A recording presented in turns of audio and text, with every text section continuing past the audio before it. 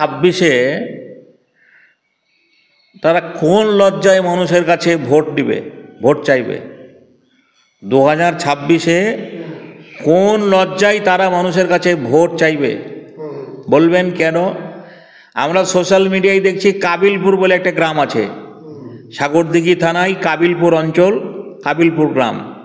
সে কাবিলপুরের রাস্তায় মানে এক মাজা পানি, প্রতিদিন প্রতিনিয়ত, এটা খুবই ভাইরাল।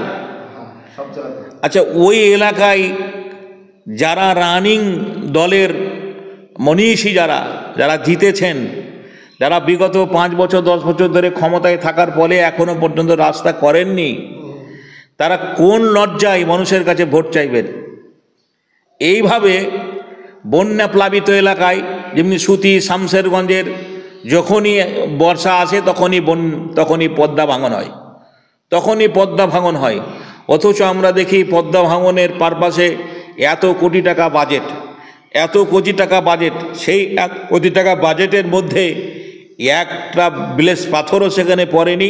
আর প্রতিনিয়ত প্রতি বছর বর্ষায় সুতি শামশেরগঞ্জ এলাকায় প্রায় মানুষের বাড়ি পদ্মায় ভেঙে যায়, অথচ মানুষ সেই জায়গায় কোনো রকমের হেলদোল নেই।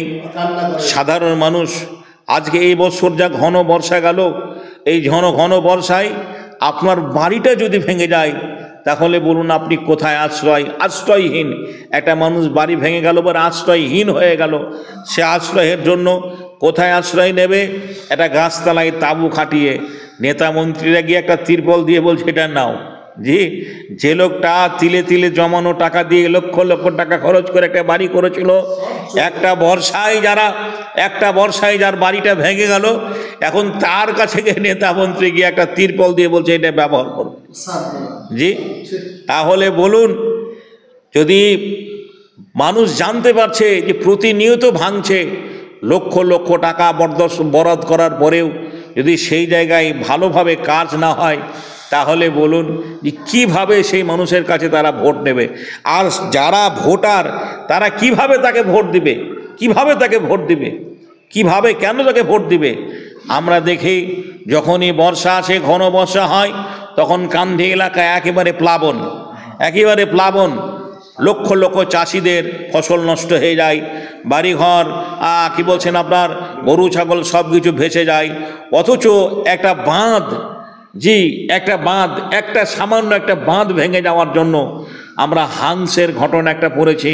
হাংস যে একটা স্কুল দিয়ে যাচ্ছিল, আর সেখানে একটা বাঁধ কেটে যাওয়ার পরে তার যে হাংসের জীবনীটা পড়েছি। তো সরকার যে সারা বছর করে, অথচ সেই বর্ষার মুখে যখন বাঁধটা ভাঙে তখনই বাঁধ দেওয়া হয়, তার আগে নয়।